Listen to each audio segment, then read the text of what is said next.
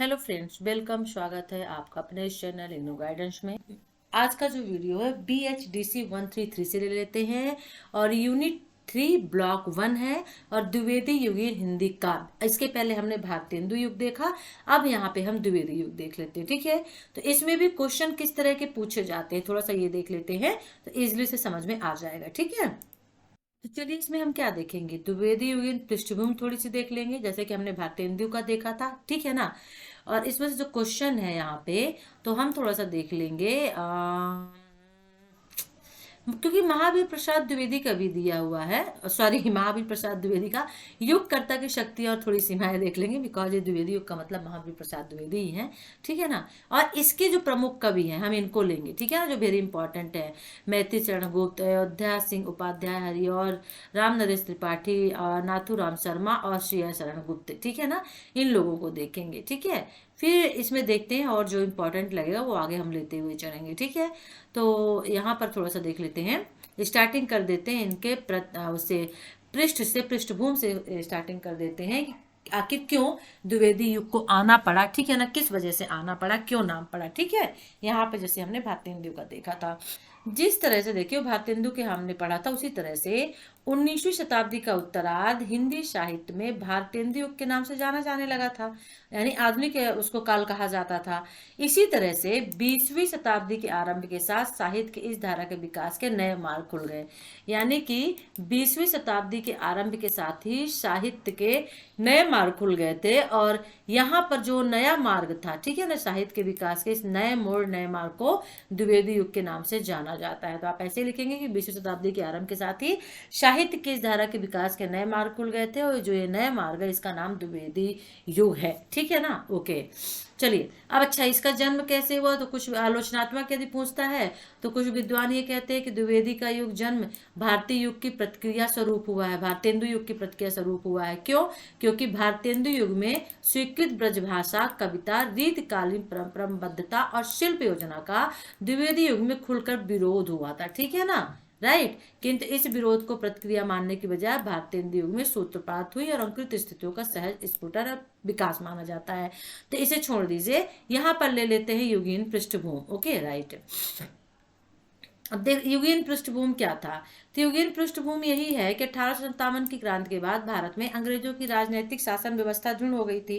Rail, डाक, तार व्यवस्था, आगमन की सभी सुविधाएं अंग्रेजों ने यहाँ पे क्या कर दिया था, दे करके शासन तंत्र को मजबूत कर दिया था। ठीक है ना, और इसने सांस्कृतिक एवं राजनीतिक एकता को भी भौतिक आधार प्राप्त होने लगा था। धीरे धीरे शिक्षित और विचारशील लोगों के ध्यान में आने लगा कि व्यवस्था, शांति, न्याय, सुविधाएं, शिक्षा इत्यादि की बातें जो है किसकी हैं, दिखावे की है। असलियत यह थी कि सारा काम जनता के प्रति सहानुभूति से न होकर अपनी सत्ता को मजबूत करना था और उनके माध्यम से भारत जैसे समृद्ध देश का आर्थिक शोषण करना इनका मेन उद्देश्य था अंग्रेजों का। भारतेंदु युग के साहित्यकारों में एक और अंग्रेजों के प्रति भक्ति भावना दिखाई पड़ती थी, क्योंकि 19वीं शताब्दी की बात थी। अब द्विवेदी युग 20वीं शताब्दी की बात है, तो दूसरी ओर उनकी सही पहचान की व्यंग्यात्मक अभिव्यंजना भी हुई है।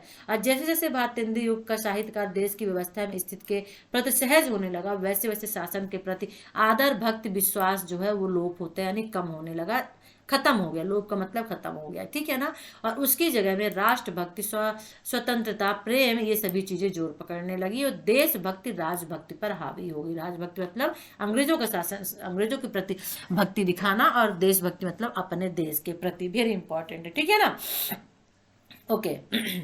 तो द्विवेदी युग की कविता उन मार्मिक सामाजिक सुधारों से भी प्रभावित थी जो 19वीं शताब्दी के उत्तरार्ध में प्रारंभ और विकसित हुए।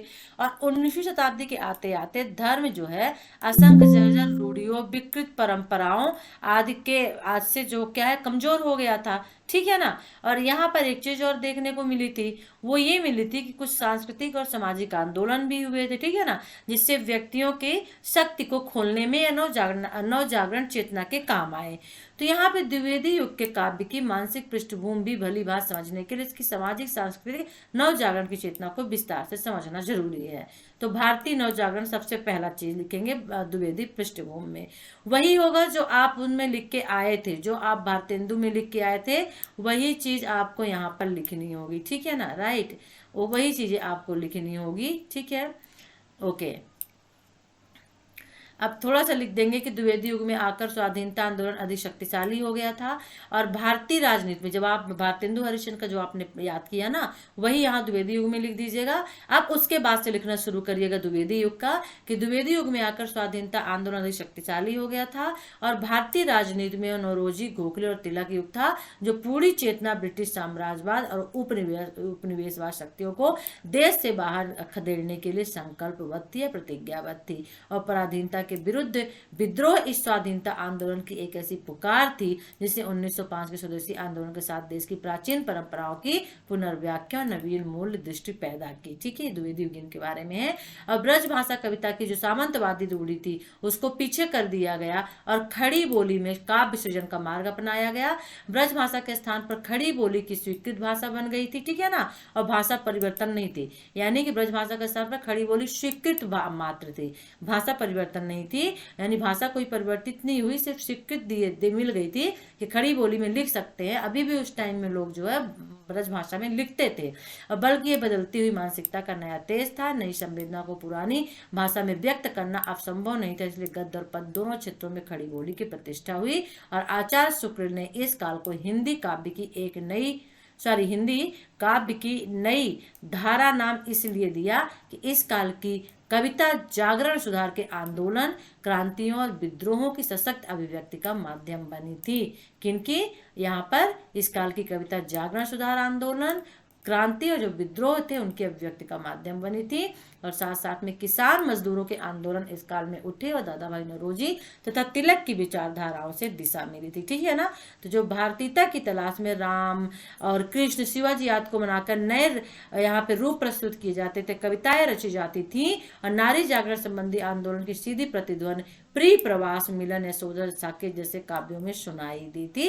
और रीतिवाद को तोड़ते हुए इस काल की कविता ने राष्ट्रीयता और देशभक्ति के माध्यम से मानव मुक्ति का अभियान चलाया। ठीक है, तो ये था आपका किसका? द्विवेदी का पृष्ठभूमि, द्विवेदी युग का। आप काल निर्धारण नामकरण नहीं देखेंगे, आप देख लीजिएगा अगर आपको देखना हो तो। हाँ, थोड़ा सरस्वती पत्रिका देख लीजिएगा, ठीक है ना, राइट। यानी कि 1900 से 1920 के युग की कविता को द्विवेदी युगीन कविता कहा जाता है। तो कम से कम इतना तो आपको लिखना पड़ेगा, ठीक है ना, 1900 से 1920 के युग को। और इस युग की साहित्यिक और सांस्कृतिक चेतना को दिशा और दृष्टि प्रदान करने में आचार्य महावीर प्रसाद द्विवेदी की महत्वपूर्ण भूमिका थी। भाषा, भाव, विषय सभी की दृष्टि से उनके इस अविस्मरणीय योगदान के कारण इस युग को द्विवेदी युग कहा जाता है। द्विवेदी युग क्यों कहा जाता है? ये इसलिए कहा जाता है, ठीक है ना। क्यों? क्योंकि साहित्य और सांस्कृतिक चेतना को जो दिशा प्रदान की थी वो आचार्य महावीर प्रसाद द्विवेदी ने की थी। भाषा, भाव, विषय की दृष्टि से उनके अविस्मरणीय योगदान के लिए उनको द्विवेदी युग का नाम दिया गया है। साहित्य के ये पत्रिका पढ़ लेते हैं सरस्वती, ये आपके लिए इंपॉर्टेंट हो सकती है, ठीक है ना। देखिए, साहित्यिक युग का काल निर्धारण निश्चित तिथि के अनुसार करने में कठिनाई आती है। तो सरस्वती पत्रिका जिसने साहित्य को आकार और गति प्रदान करने में विशिष्ट भूमिका निभाई थी, ठीक है ना। और ये 1900 में प्रकाशित होने लगी थी और 1903 में महावीर प्रसाद द्विवेदी इसके संपादक बने और अपनी रुचि, प्रवृत्तियों, विचारों के अनुसार साहित्य क्षेत्र को प्रभावित करने लगे, उसमें लेखन का काम करने लगे, ठीक है। और 1917 के आसपास नए ढंग की कविता, जिसे बाद में छायावादी काव्य के नाम से जाना गया, प्रकाशित होने लगा। और फिर भी उसका यथोचित प्रभाव 1920 के बाद ही गहराया था, किसका? छायावादी का। इसीलिए 1900 से 1920 का काल किसको कहा जाता है? द्विवेदी युग को। और उसी समय महावीर प्रसाद द्विवेदी जी ने सरस्वती के संपादन का भार छोड़ा था और महात्मा गांधी का राजनीतिक क्षेत्र में प्रभाव उसी समय विशेषतः 1920 में लोकमान्य तिलक की मृत्यु के बाद बढ़ने लगा था, ठीक है ना। तो इसलिए इस नेतृत्व का नाता छायावादी कविता से जुड़ गया था। तो ये है द्विवेदी युग। सरस्वती पत्रिका पढ़ लीजिएगा, हो सकता है थोड़ा सा आ जाए, ठीक है। शक्तियां और ये नहीं देखेंगे, ठीक है ना। हाँ, ये इंपॉर्टेंट क्वेश्चंस आपके लिए से जरूर देख लीजिए। मैंने उसमें भारतेंदु में भी कहा था कि भारतेंदु युगीन कवि को पूछ सकता है, और इसमें भी कह रहे हैं द्विवेदी युग के प्रमुख कवि कौन कौन से थे, ठीक है ना। तो इसे देख लेते हैं थोड़ा सा। अब देखिए, द्विवेदी युग का जो समय है वो लगभग कितने का है? 20 वर्ष का है, ठीक है ना। और इसके अधिकांश कवि, लेखक ऐसे हैं जिनकी साहित्यिक जो सक्रियता है, भागीदारी है, मात्र 20 वर्ष की अवधि तक तक सीमित नहीं थी, आगे भी थी, कुछ तो या कुछ पीछे के भी थे, और कुछ तो भारतेंदु युग से साहित्य के क्षेत्र में सक्रिय चले आ रहे थे, भारतेंदु युग से चले आ रहे थे, जैसे श्रीधर पाठक है, और शेष कवि आगे काफी समय तक सक्रिय रहे हैं। तो मैथिली चरण गुप्त, राम नरेश त्रिपाठी भी नई कविता युग का जीवित रहे हैं, ठीक है, तक जीवित रहे हैं। और यद्यप रचनाकार किस युग का प्रतिनिधित्व करता है, इस बात का निर्णय उसके जीवन काल के आधार पर न करके उसके साहित्य की प्रवृत्तियों के आधार पर किया जाता है, ठीक है ना। और यही कारण है कि 1936 में छपने के बावजूद साकेत को द्विवेदी युग की रचना माना जाता है। चलिए अब यहां पर देख लेते हैं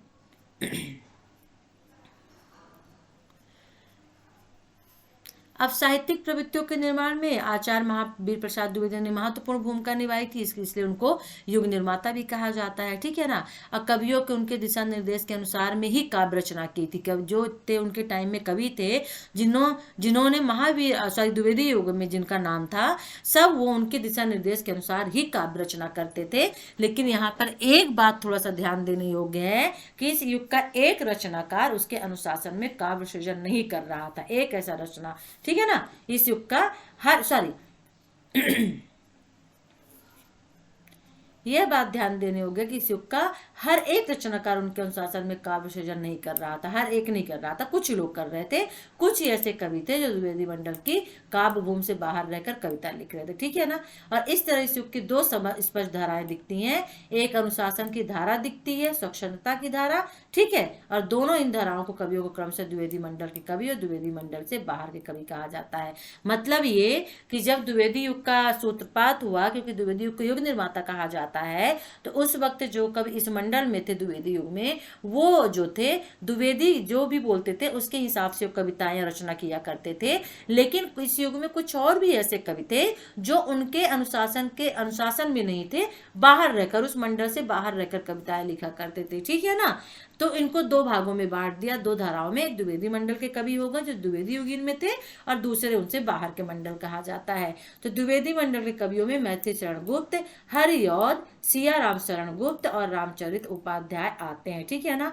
तो और बाहर वाले में श्रीधर पाठक, मुकुटधर पांडे जो भारतेंदु के टाइम में थे, लोचन प्रसाद पांडे, राय देवी प्रसाद पूर्ण, राम नरेश त्रिपाठी आदि प्रमुख थे। और इन कवियों की जो विशेषताएं हैं कि प्रकृति का सर्वेक्षण, उनकी स्वच्छंद भूमिकाओं का चित्रण, देशभक्ति, कथा गीत का प्रयोग, काव्य भाषा के रूप में खड़ी बोली स्वीकृत आती, ठीक है। चलिए अब एक एक करके यहाँ पे देख लेते हैं। मैथिली चरण गुप्त का थोड़ा सा देख लेते हैं, जो इंपॉर्टेंट है, अब आपको कवियों को लेना है, ठीक है ना। तो इनका जन्म स्थान वगैरह क्या, महावीर प्रसाद द्विवेदी के श्रीरस्त कवि है मैथिली चरण गुप्त, सबसे ऊंचे कवि माने जाते हैं महावीर प्रसाद द्विवेदी युग के। और उन्होंने महावीर प्रसाद जी के आशीर्वाद से काव्य क्षेत्र में प्रवेश किया था, यानी महावीर प्रसाद द्विवेदी को उनको आशीर्वाद मिला था, और उसके बाद उन्होंने लिखना शुरू किया था, और उनके प्रोत्साहन से, यानी द्विवेदी जी के प्रोत्साहन से उन्होंने कविता लिखी थी। और धीरे धीरे मैथिली चरण गुप्त द्विवेदी युगीन काव्य की मर्यादाओं से ऊपर उठकर द्विवेदी युग और उसके बाद आने वाली छायावादी युग के बीच की कड़ी बन गए थे। द्विवेदी युग और छायावादी युग को जोड़ने वाली जो कड़ी है वो मैथिली चरण गुप्त ने की थी, ठीक है ना। प्रथम कविता हेमंत थी, 1905 में आई थी, जो सरस्वती में प्रकाशित हुई थी, जिसका संपादन द्विवेदी जी ने किया था। 60 वर्ष के लंबे कवि कर्म में 40 मौलिक, 6 अनुदित ग्रंथ रचे और कुछ फुटकर कविताएं भी लिखी थी। और 19 सनों में प्रकाशित लघु प्रबंध रंग में भंग राजपूती आन को लेकर लिखी गई रचना थी। फिर महाभारत पर आधारित उनकी रचनाएं प्रकाशित हुई थी। जयद्रथ 1910 में प्रकाशित हुई थी। प्राचीन कथाओं को नया एक रूप देने और प्राचीन ऐतिहासिक पौराणिक कथाओं में मूक और चिंतन प्रेरक बिंदुओं को रसात्मक रूप देने के लिए मैथिली चरण गुप्त को जाना जाता है, ठीक है। और राष्ट्रीय चेतना के उत्कर्ष के लिए महाभारत की कथाएं जो हैं वो सहायक सिद्ध हुई थी। भारत भारती में मैथिली चरण गुप्त ने सद्य स्थिति की अनवरत दशा एवं आत्मोद्धार की सामूहिक आकांक्षा व्यक्त की थी। यानी किस तरह से किसकी एक दशा होती है और सामूहिक उद्धार से उसको किस तरह से मिल सकता है, उसके बारे में उन्होंने यहाँ पे किसमें बताया था, भारत भारती में बताया था, ठीक है, ओके। और मैथिली चरण गुप्त का समूचा चिंतन इस चिंता को लेकर रहा कि हम कौन हैं, क्या हो गए और क्या होंगे। अभी आओ विचार करें, आज मिलकर ये समस्या सभी, ठीक है, समस्याएं सभी उनके पौराणिक ऐतिहासिक काव्यों के मूल संदेश पर मिलती हैं। इसीलिए वो भारतीय संस्कृति की गरिमा का बोध देने वाले ओजस्वी प्रसंग, विचारक और मूल्यों का संस्कार करना चाहते हैं। द्विवेदी युगीन मानवतावादी दृष्टि में मैथिली चरण गुप्त में सशक्त रूप से रंजित होती है। उनके राम भी मानव सेवा के लिए अवतरित होते हैं और साकेत में राम सीता से कहते हैं कि मैं आया उनके हेतु की जो शापित है, जो विवश बलहीन दीन शापित है। ठीक है, किसान जैसा एक शीर्षक भी वो लेते हैं और शोषित वर्ग के प्रति भी उनका लगाव व्यक्त होता है। और मैथिली शरण गुप्त भारतीय नारी विषयक सहानुभूतिशील और उदार दृष्टिकोण भी अपनाते हैं। ठीक है, जो द्विवेदी युग के बाद विकसित होता है। एक और उन्होंने अमर पंक्ति लिखी थी कि अबला जीवन हाय तुम्हारी यही कहानी, और आंचल में है दूध और आंखों में पानी। तो दूसरी ओर उर्मिला, सीमा और यशोधरा विदिता जैसी नारियों का विकसित व्यक्तित्व भी उनके उसमें लेखन में देखने को मिला है। ठीक है ना। और खड़ी बोली को प्रसाद युग, संयुक्त सरस और प्रभाव में काव्य भाषा रूप मैथिली शरण गुप्त की कविता में प्रचुर रूप से देखने को मिलता है। तो हिंदी खड़ी बोली को काव्य भाषा का दर्जा देने के सफल प्रयासों में मैथिली शरण गुप्त का महत्वपूर्ण हिस्सा रहा है। ठीक है, अब अयोध्या सिंह उपाध्याय हरिऔध को देख लेते हैं। तो द्विवेदी युग के दूसरे महत्वपूर्ण कवि जो हैं वो कौन है? अयोध्या सिंह उपाध्याय हरिऔध है, जो मैथिली शरण गुप्त राम भक्त थे तो हरिऔध कृष्ण के व्यक्तित्व के गायक थे। ठीक है, यानी मैथिली शरण गुप्त राम भक्त थे तो हरिऔध जो है कृष्ण के व्यक्तिगत के गायक थे, यानी कृष्ण भक्त थे। और सुधारवादी आंदोलन से प्रभावित हरिऔध ने राधा को देश सेविका बनाया। प्रिय प्रवास उनकी एक कविता है। ठीक है ना। और उनके काव्य प्रेमाम्बु वरिध में प्रेम प्रपंच छोड़ दीजिए। और यहाँ पे आप इसको ऐसे करिएगा तो आप नहीं समझ पाएंगे, मैं आपको बता देती हूँ कि आपको क्या करना है। ठीक है ना, आपको यही लिखना है कि जो द्विवेदी युग के दूसरे महत्वपूर्ण कवि उपाध्याय हरिऔध है, मैथिली शरण गुप्त राम भक्त थे तो हरिऔध कृष्ण भक्त हैं। ठीक है ना, कृष्ण के व्यक्तित्व के गायक थे, यानी कृष्ण भक्त थे। और सुधारवादी आंदोलन से प्रभावित होकर हरिऔध ने राधा को देश सेविका बनाया है। ठीक है ना। और उसके बाद आपको लिखना कि उन्होंने जितनी भी रचनाएं की उसमें वो आलंबन कृष्ण की हाँ, बस इतना लिख दीजिएगा। फिर इसके बाद कर देते हैं कि कृष्ण की महिमा, उनका सौंदर्य, गोपियों की विरह वेदना मुक्तक शैली में की गई थी, उन्होंने की है। और आलोच काल में हरिऔध का महत्वपूर्ण प्रबंध काव्य प्रिय प्रवास प्रकाशित हुआ था। ठीक है ना। और इस महाकाव्य के नायक कृष्ण हैं। भगवत पुराण पर आधारित कृष्ण जीवन के प्रसंगों को आवश्यकता अनुसार परिवर्तित किया गया है। राधा ने पवन को दूतिका बताकर संदेश भेजा। राधा के संबंधों को द्विवेदी युगीन नैतिक और आदर्शवादी मूल्यों के प्रकाश में समाज सेवा वृत्ति के रूप में चित्रित किया गया है। ठीक है ना। और राधा कृष्ण के समीप का त्याग करने को तैयार है, उनका उद्देश्य है। तो यहाँ पे उन्होंने राधा और कृष्ण को उसको व्यक्तित्व को प्यार को लिया है। ठीक है ना। और छंदों में रचे इस महाकाव्य में खड़ी बोली के विविध रस मिलते हैं और भाषा में प्रसाद गुण है और प्रवाह है। ठीक है ना। और हरिऔध की रस में नायिकाओं के नए रूपों की जो कल्पना की है वो देखने लायक है। ठीक है। और उन्होंने श्रृंगार परक नायिका वर्गीकरण के स्थान पर देश प्रेम का, जन्मभूमि प्रेम का, लोक सेविका, धर्म सेविका इत्यादि नारी के नए रूपों की उद्भावना की, यानी विकास किया।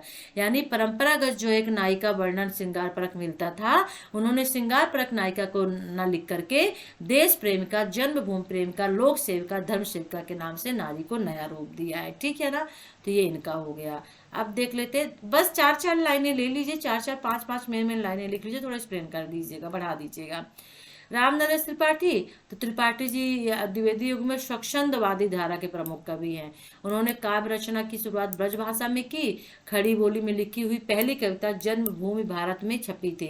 ठीक है ना। स्वच्छंदवादी धारा के कवि है। पहली काव्य रचना ब्रजभाषा में ही की थी, जबकि इस टाइम में उनकी खड़ी बोली चलती थी। और खड़ी बोली में लिखी हुई पहली कविता जन्मभूमि भारत है। और देश के प्रति गौरव और अभिमान की भावना इस कविता में व्यक्त है। ठीक है ना। ओके। त्रिपाठी जी का जो प्रथम ग्रंथ था मिलन, इस काव्य का प्रमुख भाव क्या है? भाव जो है वो प्रेम है, पति पत्नी का प्रेम और दोनों का देश के प्रति जो बलिदान था वो इसमें दिखाया गया है, यही उनका लक्ष्य था। ठीक है ना। ओके। व्यक्ति, समाज, राष्ट्र तीनों इकाइयों के बीच प्रेम सूत्र है और क्रम से विस्तृत, व्यापक और उदात्त बनता रहता है। ठीक है। तो इस तरह से आपको लिखना होगा। ठीक है ना। राम नरेश त्रिपाठी प्रकृति के प्रेमी है। ठीक है। और सागर की उभरती लहरों का पथिक में वर्णन देखने को मिलता है। ठीक है। तो इस तरह लिख दीजिए। नाथूराम शंकर, अगर आपको लेना है तो आप ले लीजिए, क्योंकि नाथूराम शंकर शर्मा को बचपन से कविता लिखने का शौक था और अनेक छंदों में उन्होंने कविताएं लिखी हैं। समस्या पूर्ति में उन्होंने महारत हासिल की, जो समस्याएं हैं उनको सॉल्व करने में। और श्रृंगार परक कविताओं में विशेष रस लेते थे, यानी आनंद लेते थे लिखने में। और नवीन जी ने उसके बारे में लिखा है कि वे शब्दों के स्वामी, भाषा के अधीश्वर, मुहावरों के सृजनहार और साहित्य के अखाड़े के अक्खड़ पहलवान थे पंडित नाथूराम शर्मा शंकर। ठीक है, बस इतना लिख दीजिएगा। उनका छंदों का ज्ञान बहुत ज्यादा था और अनेक छंदों में कविता रच सकते थे और अनेक अनामिक छंदों का नामकरण उन्होंने किया है। ठीक है, कुछ एक दो कविता याद रखिएगा। अनुराग रत्न, शंकर सरोज, लोकमान तिलक, सभी में एक दो कविता याद रखिएगा। वे उर्दू कविता के भी प्रेमी थे और स्वयं भी उर्दू में कविता लिखते थे। ठीक है, तो ये लिख दीजिएगा। अब इनका आप देख लो, अगर आपको लगता है इंपॉर्टेंट है तो आप इनको ले लीजिए। अगर 4 भी आप लिख दोगे तो बहुत अच्छे नंबर आ जाएंगे। ठीक है ना। ओके, अब ये भी देख लेते हैं थोड़ा सा कि द्विवेदी युग में अब ये तो उनका सब कुछ खत्म हो गया यहाँ पे ना। तो ये देख लीजिए, द्विवेदी युग में बड़ी संख्या में ब्रज और खड़ी बोली में कविता लिखे जाती थी। सरस्वती के अतिरिक्त अन्य पत्रिकाओं में भी कवि लिखते थे। पद्मलाल, पन्नालाल बख्शी, शिव कुमार त्रिपाठी, माखनलाल चतुर्वेदी, ठीक है ना, ठाकुर जगमोहन, बहुत से ऐसे लोग थे। ठीक है, तो यहाँ पे देख लीजिए। ओके, चलिए अब क्या मिल सकता है। प्रसिद्ध सरस्वती के सुप्रसिद्ध संपादक वही है, द्विवेदी जी हैं। ठीक है ना। और द्विवेदी का समय क्या था, तो 20वीं शताब्दी द्विवेदी का समय था। ठीक है, 1900 से 1920 का समय था द्विवेदी युगीन का। ठीक है, ओके। अच्छा, द्विवेदी युगीन काव्य की साहित्यिक प्रवृत्तियां क्या हो सकती हैं। ठीक है ना, तो ये देखिए क्या इंपॉर्टेंट हो सकता है द्विवेदी युगीन काव्य की साहित्यिक प्रवृत्तियां। अच्छा, देखिए, गद्य भाषा और पद्य भाषा के संबंध में उदार दृष्टि रखने वाले महावीर प्रसाद द्विवेदी काव्य विषयों के बारे में पर्याप्त उदार थे। ठीक है ना, यानी समसामयिक जीवन की स्थिति और गति के प्रति सजग होने के कारण काव्य विषय के संबंध में घिसी पिटी पुरानी दकियानूसी विधि के खिलाफ थे। तो उदार का मतलब होता है कि बहुत खुले दिल से वो लिखा करते थे। रूढ़वादी, और जो रूढ़ पहले के शब्द थे, जो पहली चीजें थी, ठीक है ना, किसी मतलब पुरानी चीजें, अंधविश्वासी चीजें, इस तरह की चीजों के खिलाफ थे। तो उनके लेखन में चीज देखने को मिली है। और कविता का विषय जो होता था वो मनोरंजन एवं उद्देश्यजनक होता था। ठीक है, राष्ट्रीयता, जागरण, सुधार और देशभक्ति द्विवेदी युग में कुछ लाइनें लेंगे। द्विवेदी युग की कविता का केंद्रीय भाव राष्ट्रीयता है। पूछता है द्विवेदी युग की कविता का क्या भाव था, ठीक है ना, या फिर द्विवेदी कविता का प्रदेय क्या है, तो फिर आपको यही लिखना पड़ेगा। तो द्विवेदी युग की कविता का जो केंद्रीय भाव था वो राष्ट्रीयता है। ठीक है, और यह राष्ट्रीयता अनेक रूपों में प्रकट होती। ठीक है, भारतेंदु युगीन राजभक्ति पर भारतेंदु युगीन राजभक्ति का स्वर तो समाप्त हो चुका था। पराई सत्ता का विरोध खुलकर प्रकट ना हो सकता था, परोक्ष रूप में प्रकट होने लगा था। ठीक है, पौराणिक, ऐतिहासिक, काल्पनिक कथाओं में चित्रण किया जाता था, जिनसे पाठक देश, समाज, अस्मिता, स्वतंत्र वीरता इत्यादि के बारे में सोचने लगे, शारीरिक परिश्रम का महत्व समझने लगे, उचित मूल्यों के बलिदान की भावना समझने लगे, सादगीपूर्ण जीवन जीना और सम्मान की रक्षा इत्यादि संस्कार जो थे, जो ऐतिहासिक घटनाओं, प्रसंगों, व्यक्तियों का प्रयोग काव्य में प्रयोग किए जाने लगा था। ठीक है, इन सभी चीजों का प्रयोग काव्य में किया जाने लगा था। और सांप्रदायिक व्यवनस को मिटाने के लिए जो धार्मिक व्यवनस था, सभी धर्मों के मूल तत्वों की क्षमता पर बल दिया जाने लगा और सांस्कृतिक जागरण के लिए पौराणिक एवं ऐतिहासिक प्रसंगों का उपयोग करते हुए काव्य लिखे गए। ठीक है, तो मूल मंत्र क्या था, एक हृदय ही भारत जननी, एक हृदय ही भारत जननी, और भारतीय राजाओं के विजय के प्रसंगों को बहुत महत्व मिला इसे। ठीक है, तो राष्ट्रीयता इस युग की प्रमुख प्रेरणा शक्ति रही है, किंतु इस राष्ट्रीयता को परिभाषित करना जरूरी है। राष्ट्रीयता का अर्थ क्या है, प्रगतिशील जीवन मूल्यों की स्वीकृत रीतिवादी रूढ़ियों पर प्रहार, नायक नायिका भेद वाली चमत्कारी कविता का खंडन। यानी कि यहाँ पर प्रगतिशील मतलब आगे प्रगतिशील का मतलब क्या होता है, जो आगे की ओर बढ़ता है, तो जीवन के मूल्यों को समझना। और जो रीतिवादी रूढ़ियां होती हैं, नायक नायिका वाले जो पद पहले लिखे जाते थे, कविता लिखी जाती थी, उनका यहाँ पे खंडन करना है। सामाजिक चेतना, विकास, परिष्कार के साथ आगे बढ़ना। ठीक है, स्वजाति गौरव का गान, भाषा, स्वदेशी, भारतीय समाजतंत्र पर प्रहार था। तो भारत नवजागरण ने सबसे बड़ा काम यही किया, भारतीय नवजागरण ने, कि दरबारी साहित्य की परंपरा को समाप्त करते हुए, पहले के लोग राजाओं के वहां पे संरक्षण प्राप्त करते थे, आश्रय उनको मिलता था, वहां पे जाके गाते थे और उन्हीं के बारे में बखान करते थे। तो यहाँ पे दरबारी साहित्य की जो परंपरा थी उसको समाप्त कर दिया और लोक जागरणवादी परंपरा की प्रतिष्ठा हुई थी। और लोक जागरण का अर्थ था कविता में साधारण मनुष्य की आशाओं और आकांक्षाओं की अभिव्यक्ति। ठीक है, ओके। ओके। फिर और क्या था द्विवेदी युगीन कविता? तो द्विवेदी युगीन कविता की राष्ट्रीयता साम्राज्यवादी शोषण के हर कुचक्र का पर्दाफाश करती है, और इसलिए राष्ट्रीय भावना में युद्ध आक्रोश की प्रवृत्ति भी बढ़ जाती है, ठीक है ना। और इसकी राष्ट्रीयता की प्रबल अभिव्यक्ति है नारी जागरण की चेतना, यशोधरा पुरुष शासित समाज पर प्रश्न चिन्ह लगाती है। तो ये देख सकते हैं, यहाँ पर इसे लिख सकते हैं। अगर प्रकृति का स्थान आता है तो आप लिख दीजिएगा, ठीक है ना, कि आधुनिक युग में इस दृष्टिकोण में काफी बदलाव आया था। किसमें? मध्यकाल की कविता में प्रकृति को मानवीय भावों के उद्दीपन के रूप में प्रस्तुत किया गया था, जो मन के भाव होते हैं। लेकिन आधुनिक युग में इस दृष्टिकोण में बदलाव आया। द्विवेदी युग में प्रकृति को विशिष्ट भौगोलिक सीमाओं में देखने की प्रवृत्ति हिंदी कविता के लिए सर्वथा नई बात है, और इसलिए इस काल में प्रकृति चित्रण में स्थानीयता का पुट एक प्रवृत्ति के रूप में सामने आता है, और कवियों ने किसी न किसी प्रदेश अथवा दृश्य के प्रति कविता लिखी, ठीक है ना। जैसे श्रीधर पाठक ने कश्मीर के सौंदर्य पर मुग्ध होकर कश्मीर सुषमा नामक लंबी कविता लिखी थी, और रमेश राम नरेश त्रिपाठी ने भी दक्षिण की यात्रा से प्रेरणा पाकर पथिक लिखी थी, और वहां के प्रकृति का मार्मिक वर्णन किया है, ठीक है ना, राइट। तो ये, और माखनलाल चतुर्वेदी नर्मदा प्रदेश के जीवन चित्र अपनी कविता में किए हैं, मतलब प्रकृति प्रेम इनकी कविताओं में देखने को मिलता है, ठीक है ना। तो इस प्रकृति चित्रण में जीवन के प्रति एक विस्तृत दृष्टिकोण मिलता है, कवि की स्वच्छंद कल्पना यहाँ खुल जाती है, ठीक है ना। ओके, ये था। तो प्रकृति चित्रण में मातृभूमि की वंदना का यह न केवल एक सजीव बिंब उपस्थित करता है, यानी वो चीज सजीव लगता है। जब प्रकृति का चित्रण आप मातृभूमि की वंदना करते हैं तो वो सजीव सा लगता है, ठीक है ना। और भौगोलिक, पौराणिक और सांस्कृतिक परिदृश्य को भी रूपकों के माध्यम से प्रस्तुत करता है, ठीक है। तो ये इनमें देखा गया है, बस आप इतना कर दीजिएगा कि, है ना, मतलब आपको पॉजिटिव में लिखना है। फिर और क्या इसमें है?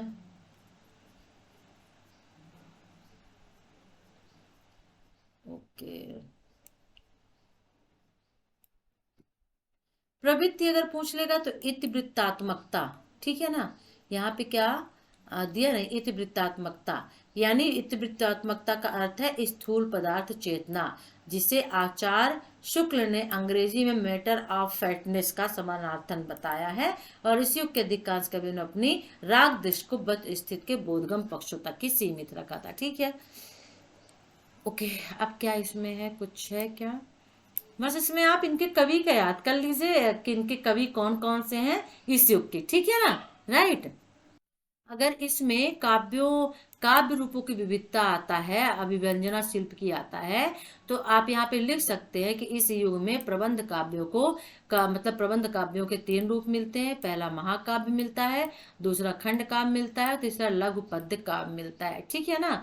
हिंदी के प्रथम महाकाव्य उपाध्याय हरिऔध ने खड़ी बोली हिंदी के प्रथम महाकाव्य प्रिय प्रवास की रचना इस युग में की थी, और उन्होंने लिखा कि मैं खड़ी बोली हिंदी में एक महाकाव्य लिखने के लिए लायक था, ठीक है ना। ओके, और मैथिली शरण गुप्त ने हिंदी खड़ी बोली में साकेत की रचना की थी, ठीक है ना। तो ये आप यहाँ पे काव्य रूपों की विविधता दिया था द्विवेदी युग में, तो आप यहाँ पे इसको लिख सकते हैं, ठीक है ना, राइट। ओके, और इस युग की कविता में मुक्त अवकाश परंपरा के नूतन विधान जो है देखने को मिलते हैं। दृष्टिगोचर का मतलब होता है देखने को मिलते हैं, दिखते हैं, ठीक है ना। और इस युग में गद्य काव्य लिखने की भी एक परंपरा दिखाई देती है, और रामकृष्ण दास ने चेतावनी नामक गद्य काव्य भी लिखा था, ठीक है। ओके, अच्छा, द्विवेदी युगीन काव्य की भाषा क्या थी? तो खड़ी बोली, ठीक है ना, याद रखना है। क्वेश्चन देगा द्विवेदी युगीन काव्य की भाषा क्या है, तो फिर आपको लिखना पड़ेगा। तो द्विवेदी जी की खड़ी बोली गद्य के प्रवर्तक थे। उन्होंने ब्रज भाषा को जो है एक तरह से बेकार घोषित कर दिया था, और उसके स्थान पर उन्होंने खड़ी बोली को अपनाया था, काव्य के रूप में प्रतिष्ठित किया। और हिंदी खड़ी बोली का सफल प्रयोग भारतेंदु युग में ही गद्य विधाओं में होने लगा था, लेकिन उस वक्त ब्रज भाषा ज्यादा चलती थी, ब्रज और अवधि। और पद्य में यह कार्य करना अभी बाकी था, क्योंकि वो गद्य में होता था, पद्य में नहीं होता था। पद्य में ब्रज भाषा चलती थी भारतेंदु के टाइम में, और यह काम महावीर प्रसाद द्विवेदी ने किया। यह पहले कहा जा चुका है, या पहले करा जा चुका है, कहा जा चुका है, मतलब ये पहले बताया जा चुका है कि यह काम महावीर प्रसाद द्विवेदी ने किया था। खड़ी बोली का विकास जो है वो महावीर प्रसाद द्विवेदी की वजह से हुआ, ठीक है ना। तो महावीर प्रसाद द्विवेदी को इस कार्य में सफलता मिली। इसका प्रमुख कारण था कि भाषा पर उनका विशेष ध्यान था, अधिकार था, इसको बोलते अच्छा नॉलेज होना। अच्छे साहित्यकार और शैलीकार थे। वे स्वयं अच्छी तरह जानते थे कि काव्य की भाषा कैसी होनी चाहिए और वे मानते थे कि कविता बोल चाल की भाषा में होनी चाहिए, अर्थात वे पाठक की उपस्थिति का महत्व स्वीकार करते थे और मानते थे कि कविता कवि और पाठक के बीच का संवाद है। ठीक है ना। तो सीधी सी बात है, आप कविता लिख रहे हो, अगर वो मेरे लैंग्वेज में नहीं होगी, वो हमारी भाषा की नहीं होगी, तो हम उसे कैसे पढ़ेंगे, है ना। तो ऐसी एक भाषा चुननी चाहिए जो पाठक की हो और पाठक तक पहुंचे। उन्होंने किसी पराई भाषा के शब्द के व्यवहार से परहेज नहीं था। लेखन अपनी स्वाभाविकता को उन्होंने नहीं छोड़ा था। ठीक है ना। ओके, चलिए अब आगे और कुछ ले लेते हैं। उनकी भाषा हिंदी का ठेठ प्रकृत रूप लिए हुए था। केवल शब्दों का प्रयोग ही भाषा नहीं था, वाक्यों की बनावट ही भाषा का असली रूप होता है। ठीक है ना। इस तरह से बीच बीच में लेकर के लिख सकते हैं तो याद भी रहेगा और आप लिख भी लेंगे। ठीक है ना। कभी विषय के अनुसार वह गंभीर तत्सम शब्दों में संयुक्त भी बन जाती है, तो कभी व्यंग्यात्मक तेवर में हल्की फुल्की बतरस का मजा लेने वाली बनती है। यानी उनकी जो भाषा थी वो आडंबरहीन, प्रभावपूर्ण और सरल भाषा थी। ठीक है ना। राइट। और काव्य के भाषा संबंध में महावीर प्रसाद द्विवेदी जी के ही मानते थे कि कवि को ऐसी भाषा लिखनी चाहिए जिसे सब कोई सहज में, यानी हर कोई सहज में यानी आसानी से समझ ले और अर्थ का हृदयगम कर लेने, अर्थ को दिल में बिठा ले। ठीक है ना। राइट। तो ये थी खड़ी हिंदी। राइट। यदि आता है कि द्विवेदी युगीन भाषा क्या थी, तो खड़ी हिंदी थी, दिमाग में बिठा लीजिए और यही आपको फिर लिखना है। ठीक है। चलिए अब यहाँ पे क्या इंपॉर्टेंट हो सकता है और हम देख लेते हैं, कुछ है क्या। नहीं, अब यहाँ पे देखते चलते हैं, क्योंकि मेन तो कभी आपका था, एक हमने भाषा भी ले ली। ठीक है ना। ओके, चलिए और इम्पोर्टेंट क्या हो सकता है, छंद विधान वगैरह ये नहीं आते हैं, है ना। ओके, सारांश आ गया, यानी पहला जो ये चैप्टर था द्विवेदी युगीन काव्य का मूल्यांकन आ गया। ठीक है ना। प्रमुख प्रदेय, ये क्वेश्चन वेरी इंपॉर्टेंट आपका है, प्रमुख प्रदेय क्या था। ठीक है ना। तो देखिए ये वेरी वेरी इंपॉर्टेंट है, याद रखिएगा, किसको, प्रदेय को याद रखिएगा। ठीक है। द्विवेदी युग का प्रमुख प्रदेय काव्य में, यानी उद्देश्य क्या था, काव्य में खड़ी बोली की प्रतिष्ठा और ब्रज भाषा को वहां से क्या करना, हटाना, आप ऐसे लिख सकते हैं। ठीक है ना। यानी कि द्विवेदी युग का मुख्य उद्देश्य था या प्रदेय था कि काव्य में खड़ी बोली की प्रतिष्ठा, यानी खड़ी बोली को लाना, उसको प्रतिष्ठित करना, और जो ब्रज भाषा थी उसको वहां से असमर्थ करार देना। और हिंदी कवियों को खड़ी बोली में ही लिखने के लिए समर्थ बना देता है। तो भाषा की शुद्धता, सरलता और सरसता के लिए अद्भुत प्रयत्न किया था इस युग में, द्विवेदी युग में किया गया।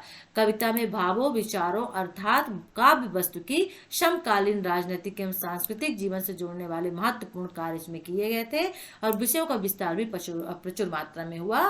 प्रकृति से कवि हृदय ने अपना गहरा संबंध महसूस किया और प्रकृति से संवादपूर्ण संबंध में मनुष्य जीवन की सार्थकता देखी। और इस काल में बहुत सारे जो काव्य हैं वो प्रकृति के ऊपर लिखे गए।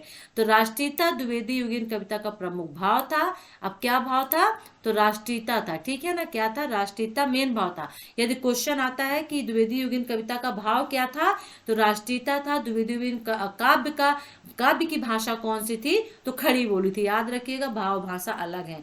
तो भाव राष्ट्रीयता को लेकर के हर एक चीज लिखी गई, भाषा जो थी खड़ी बोली, और राष्ट्रीयता स्वदेश, स्वभाव और स्व संस्कृति के प्रति व्यंजित होती। ठीक है। तो इतना आप लिख दीजिएगा, काफी है। ठीक है ना। तो ये मुख्य प्रदेय है जो आपसे पूछा जाएगा एग्जाम में। अब यहाँ पे थोड़ा सा और देख लेते हैं। अब यहाँ पे देख लेते हैं कि मनुष्य के हर किस्म के शोषण के विरोध में तीव्र नाराजगी की भावना उस युग में देखा गया था। दलित, पीड़ित, शोषित, चाहे वह किसान हो, मजदूर हो, नारी हो, पराधीन समाज हो, सभी में जो है करुणा देखा गया। सहानुभूति, सभी के प्रति सहानुभूति और करुणा जो है द्विवेदी युगीन कविता में देखने को मिलती है। ठीक है। तो स्त्री पुरुषों के बीच समानता की भावना उदित होती है। कवियों के व्यक्तित्व में संयम, गंभीरता, कर्मठता थी। वे भारत के उज्जवल भविष्य के सपने देखते थे। आशावाद, नीतिवाद उनके स्वभाव का हिस्सा बन गया था और यह कविता बहुत बार विचारों की काव्यात्मक अभिव्यक्ति का रूप ले पाई थी। ठीक है ना। एक और छंदों को तुकबंदी से अलग कर छंदों को स्वतंत्रता दी, तो दूसरी ओर छंद की गेयता और लय से संयुक्त रख कर उनमें ध्वनि सौंदर्य की रक्षा की। तो द्विवेदी युग संग्राहक युग था और संस्कृत, मराठी, बंगला, अंग्रेजी भाषाओं के साहित्यों का अनुवाद, रूपांतरण, अनुकरण इसमें हुआ था। तो इससे देखिए दो जो है क्वेश्चन बनते हैं। एक क्वेश्चन आपका क्या बनता है, यदि शैली पूछता है तो फिर शैली में ये लिख दीजिएगा, परेशान मत होइएगा, ठीक है ना। छंद वगैरह के बारे में लिख दीजिएगा। भाषा आपको पता है खड़ी हिंदी थी, शैली यदि आता है तो ठीक है ना। और खड़ी हिंदी में क्या क्या था वो सब चीजें आप लिख दीजिएगा, ठीक है। ओके, तो ये फर्स्ट जो है द्विवेदी युग यहाँ पे फिनिश्ड हो गया। अब दूसरा भी द्विवेदी युग ही होगा, देखते हैं क्या है आपका, ठीक है। ओके ओके, अयोध्या सिंह उपाध्याय, हरिऔध और उनकी कविता, इसको दूसरे में ले लेते हैं क्योंकि इसमें प्री प्रवास होगा। आई थिंक जो उनकी एक कविता थी, बहुत अच्छी कविता है, प्री प्रवास, उससे भी क्वेश्चन पूछा जा चुका है, हरिऔध की ही थी, इसलिए इनको हम बाद में लेते हैं। उपन्यास काव्य देखिए है क्या यहाँ पे प्री प्रवास, कहीं पे प्रेम प्रपंच, हाँ ये प्री प्रवास, इससे क्वेश्चन पूछा गया। तो इसको हम नेक्स्ट यूनिट में ले लेते हैं, दूसरे वीडियो में ले लेते हैं, ठीक है ना। तो वीडियो को लाइक कर दीजिए, शेयर कर दीजिए, चैनल को सब्सक्राइब कर लीजिए नहीं किया है तो। नेक्स्ट वीडियो के साथ हम आपसे फिर मिलेंगे। Take care, bye.